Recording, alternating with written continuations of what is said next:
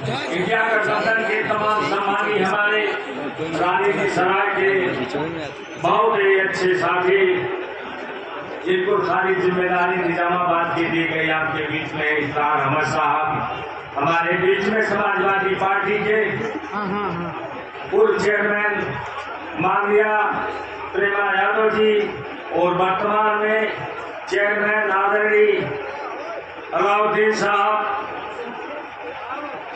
उपस्थित कांग्रेस पार्टी के तमाम सम्मानीय नेतागण और समाजवादी पार्टी के तमाम सम्मानीय नेतागण, मैं कुछ कहूँ इसके पहले मैं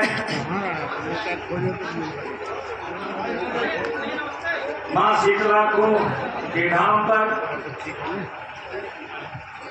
आयोजित कार्यक्रम के संदर्भ में मां शीतला को नमन करते हुए आप सबको प्रणाम करता हूं। आप सबका वंदन करते हुए, आप सबका नमन करते हुए, आप सबके प्रति आभार व्यक्त करते हुए, इतने चिलचिलाती धूप में आप लोग आए थे, मैं आभारी हूँ आप सबका मुझे सुनने के लिए।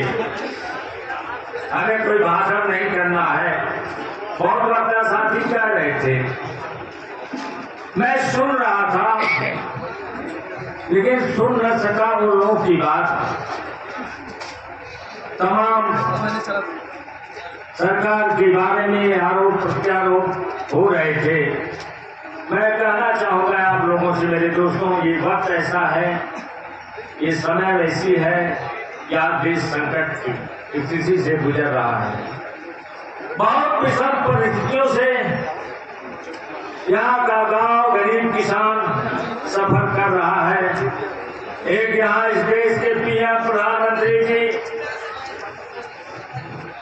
पिछड़ा अपने को बताते हुए, गरीब बताते हुए देश को छलने का काम किया, तो मैं उनके ऊपर कह दूं जरा सा कि जो भरा नहीं है भाव से, जिसमें बहती रसधार नहीं, वह हृदय नहीं है पत्थर जिसमें स्वदेश का प्यार नहीं।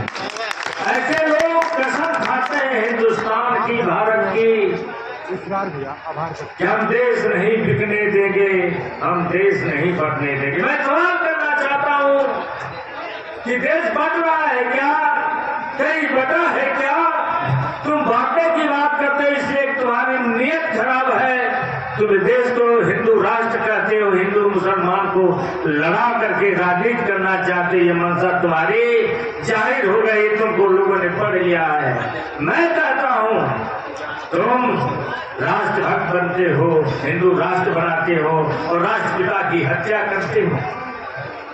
राष्ट्रभक्त करने वाला व्यक्ति राष्ट्रपिता महात्मा गांधी को गोली मारने वाला नाथूराम घोष से पूजा करते हो और तुम राष्ट्रभक्त बन रहे हो। कैसे राष्ट्रभक्त हो तुम? किस तरह के हो?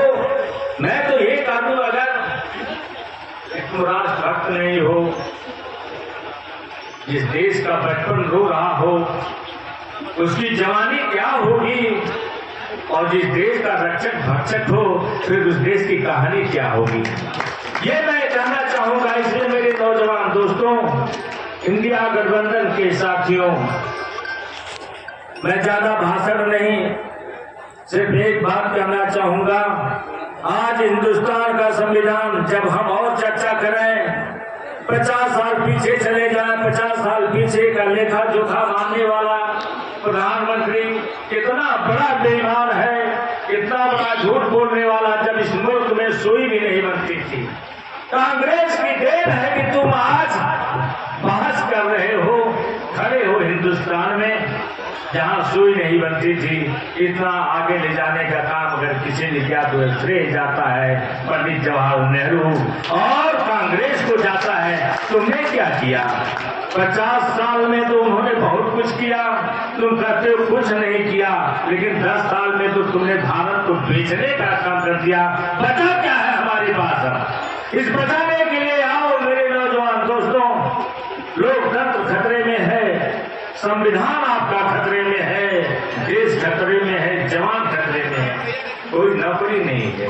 मैं विषयांतर हो रहा हूँ, फिर मैं कहूँगा, मैं ज्यादा न कुछ कहते हुए सिर्फ इतना ही कहूँगा मेरे दोस्तों कि अगर चाहते हो इस मुल्क में जीना, सबको रोटी, सबको कपड़ा, सबको मकान मिले, सबको शिक्षा, सुरक्षा और सम्मान मिले, तो आओ गठबंधन के साथियों, इंडिया गठबंधन के साथियों, ताकत से। किसी साहब ने लिखा कि कौन कहता कि आसमान में सुराग नहीं हो सकता, जरा तबीयत से पत्थर उछाल कर तो देखो यारो। इंडिया गठबंधन के मेरे नौजवान दोस्तों, बहुत बड़ी जिम्मेदारी है आपकी, बहुत बड़ी जिम्मेदारी है। देश को बचा लो, ये मैं अपील करने आया हूँ।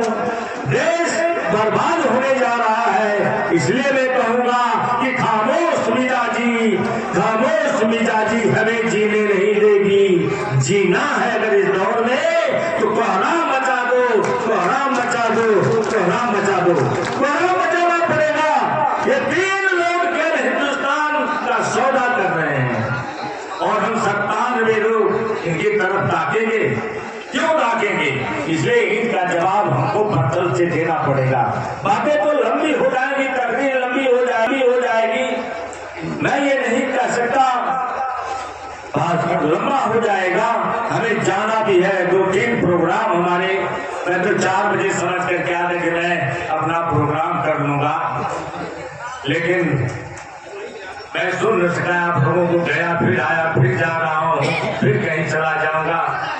किसी साहब ने बड़ी अच्छी चीज आज इस दौर में लिखा है कि कातिल गुनाह करके जमाने में रह गए, ये कातिल गुनाह करके जमाने में रह गए, हम थे शरीफ अश्क बहाने में रह गए। पत्थरों का जवाब तो दे सकते थे, मगर दिल के आईने को बचाने में रह गए। वो गमों का दौर चलाते रहे, मगर वो इंडिया गठबंधन के साथियों, वो गमों का दौर चलाते रहे, मगर हम एकता की रस्म निभाने में रह गए। यही बात है कह करके अपने वाणी को विराम देते हुए, ये तय है, इंडिया जीतेगी, सरकार बनेगी। जो भी आप भाषण कर रहे हैं कि प्रधानमंत्री कौन बनेगा प्रधानमंत्री? जो चल रहा है, जिससे पूरा हिंदुस्तान उसके पीछे नकल कर रहा है, प्रधानमंत्री तो वही बनेगा ना, दूसरा और कौन बन सकता है?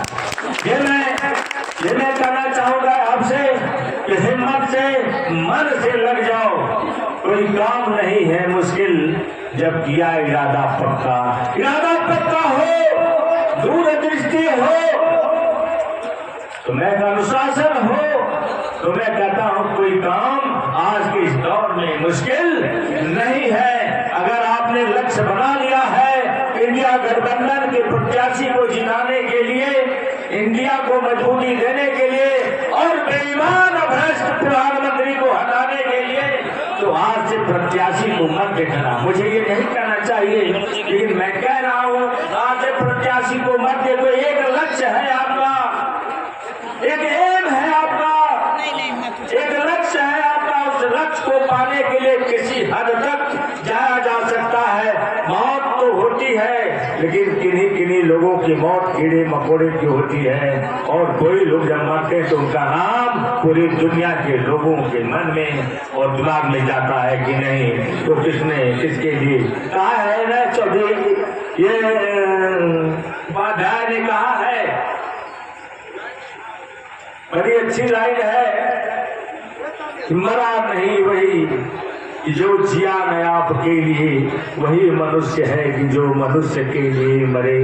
विचार रो की मर्त्य है, न मृत्यु से डरो कभी, मरो परंतु यूं मरो, याद जो करें सभी। ये मैं तेरी सरकुट की लाइन है।